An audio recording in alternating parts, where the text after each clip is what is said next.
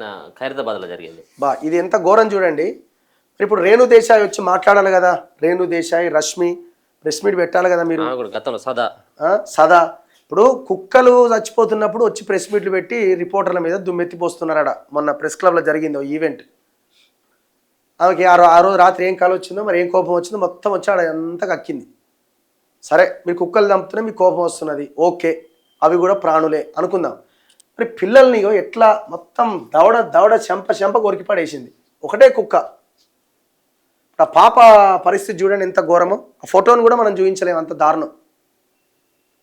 So మరి ఇప్పుడు ఇట్లాంటి ఇన్సిడెంట్ జరిగినప్పుడు మీరు ఏం చేయాలా? ప్రభుత్వ అధినేత ఇంటి ముందుకు పోయి ధర్నా చేయాలా, ప్రెస్ మీట్ పెట్టాలా, ఇంకోటి చేయాలి. మరి ఇప్పుడు ఎందుకు రారు బయటికి? ఎంత ఘోరం. నిన్న మనం వెళ్ళినట్టున్నాం కదా ఇక్కడికి. అవును, ఒకసారి అలా వాళ్ళ ఫ్యామిలీ బాధ చూడండి.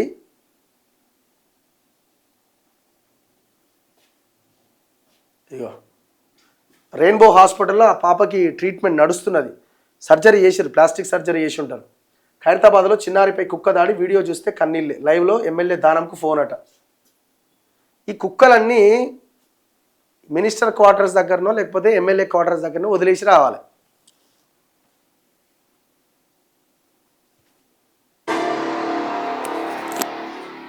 నమస్తే. ప్రస్తుతం మనము ఖైరతాబాద్లోని పెద్ద గణేష్ వెనుక ఒక గల్లీలో ఉన్నాం, శ్రీనివాస నగర్ కాలనీ. ఆ కాలనీలో ఈరోజు ఉదయం 10 లేదా 11 గంటలకు ఒక ఇన్సిడెంట్ జరిగింది.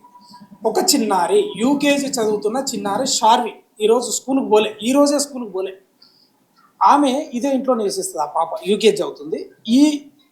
మీరు ఒక వీడియో చూడండి, ఫస్ట్ ఆ వీడియో చూడండి. ఆ పాపని కుక్క కరిచిన ఇది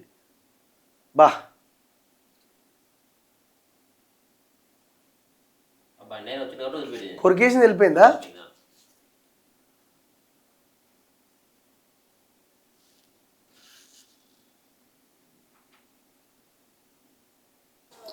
చూశారు కదా. ఈ ఇంట్లో నుంచి అంటే ఈరోజు స్కూల్కి వెళ్ళలేదా ఆ పాప, షార్వి అనే పాప. మామూలుగా ఆడుకుంటున్న క్రమంలో ఇంట్లో నుంచి వచ్చింది, వాళ్ళదే ఇల్లు. ఇంట్లో నుంచి ఇట్లా పరిగెత్తుకుంటూ వస్తుంది. మీకు వీడియోలో కూడా ఉంటుంది, సీసీ కెమెరా విజువల్. ఇట్లానే వస్తుంది, స్పీడ్గా వస్తుంది, ఇట్లా పరిగెత్తుకుంటూ వస్తుంది. అంటే ఆడుకోవడానికి పోతున్నట్టుంది. ఇట్లా వస్తుంది. అక్కడి నుంచి డాగ్ వస్తుంది, కుక్క, వీధి కుక్క. అక్కడి నుంచి వచ్చి ఇదే ప్లేస్లో కరెక్ట్ ఈ చెంపని పడుతుంది. విజువల్ చూడండి, ఫోటోలు కూడా వచ్చేటాయి మీకు. అక్కడిక్కడ తిరగరు చిన్న పిల్లలు. మనం చిన్మయి బేగంపేట ఈరోజు ఏంటి స్కూల్కి వెళ్ళలేదు, లేట్గా లేచింది తను. నేను పేషెంట్ అండి. అయితే మా సార్ ఆఫీస్కి వెళ్ళిపోయాడు, లేట్ అవుతుంది అనేసి అని. డైలీ పాపం మా ఆయననే చూసుకుంటాడు మా పిల్లల్ని. ఇక ఈరోజు కుదరలేదు, ఇక పాప కూడా వెళ్ళలేదు. వరుసగా 4 days హాలిడేస్ వచ్చాయి అనేసి అని వెళ్ళలేదు మా పాప. ఈ రోజు కూడా లేచేది కానీ ఇవ్వలేదు. 7:30 అయింది, 8 o'clock తనకి స్కూల్.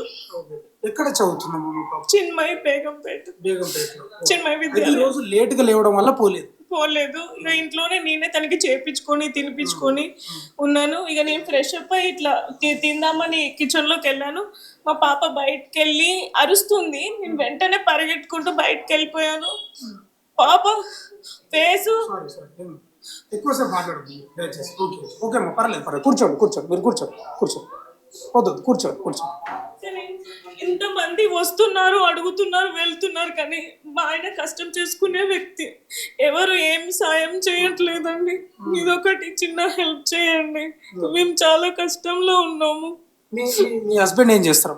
మా ఆయన ప్రైవేట్ ఎంప్లాయీ, ఐసిఐసిలో చేస్తాడు. కానీ ఎవరైనా హెల్ప్ చేస్తే బాగుండండి. అమ్మ, పెద్దమ్మ, ఒక్క నిమిషం. ఓకే. ఏం జరిగింది? ఆ కుక్క ఈరోజు జరిగింది అంటే సో ఎంత దారుణమైన విషయం చూడండి. ఇప్పుడు గవర్నమెంట్ ఇమీడియట్గా ప్రమాదం జరిగింది, ఆ ఫ్యామిలీకి సంబంధించిన ట్రీట్మెంట్ మేమే చేస్తామని చెప్పాలి కదా. ఇంత ఘోరం. ఎన్ని ఇన్సిడెంట్స్ జరిగినాయి చెప్పండి. కొన్ని వందలు. మీరు నారాయణగూడ హాస్పిటల్కి వెళ్ళి చూడండి, పొద్దుగాల 12 గంటల లోపే ఒక రిజిస్టర్ నిండిపోయి ఉంటుంది. కుక్క కాటుకి టీకా వేయించుకొని వెళ్ళిపోతున్న వాళ్ళు. అన్ని కుక్కలు కరుస్తాయి. మొన్న ఒక భయంకరమైన రిపోర్ట్ వచ్చింది. 5 సంవత్సరాల్లో దాదాపు ఎన్ని లక్షలు 15 లక్షల కుక్క కాటు ఇన్సిడెంట్ జరిగినాయట. 15 లక్షలు తెలంగాణలో. అంటే పర్ ఇయర్ 3 లక్షల మందిని కుక్కలు కరుస్తున్నాయి. తెలంగాణ రాష్ట్రంలో 3 లక్షల మందిని కుక్కలు కరుస్తున్నాయి. ఈ కుక్కలు కరిస్తే కుక్కలను చంపాలని కాదు, కుక్కలకి కుటుంబ నియంత్రణ ఆపరేషన్ చేస్తారు. అది పుట్టి కొంచెం పెద్దగా అయిన తర్వాత దానికి స్టెరిలైజేషన్ అంటారు దాన్ని. అది కూడా స్కామే మళ్ళా. ఎందుకంటే 10 కుక్కలకు చేస్తారు, 100 కుక్కలకు చేసినామని చెప్తారు. దుర్మార్గులు కదా ఈ లీడర్లంతా. ఎంత ఘోరం, ఎన్ని కుటుంబాలు సఫర్ అవుతున్నాయి, ఆగమవుతున్నాయి. ఇప్పుడు ఆ పాప మొత్తం ట్రీట్మెంట్ అయిపోయి ఆ పాప మళ్ళీ ఫేస్ అది ఎట్లా ఉంటుందో ఏంటో. మళ్ళీ ఇప్పుడు ఆ కుటుంబం ఫైనాన్షియల్గా ఇంకొక 20 ఏళ్ళు పడుతుంది కోలుకోవడానికి. మళ్ళీ ఆ రెయిన్బో హాస్పిటల్లో రోజుకు ₹1,00,000 తక్కువ వేయడాడు, మామూలు ఫీజు ఉండదు అలా.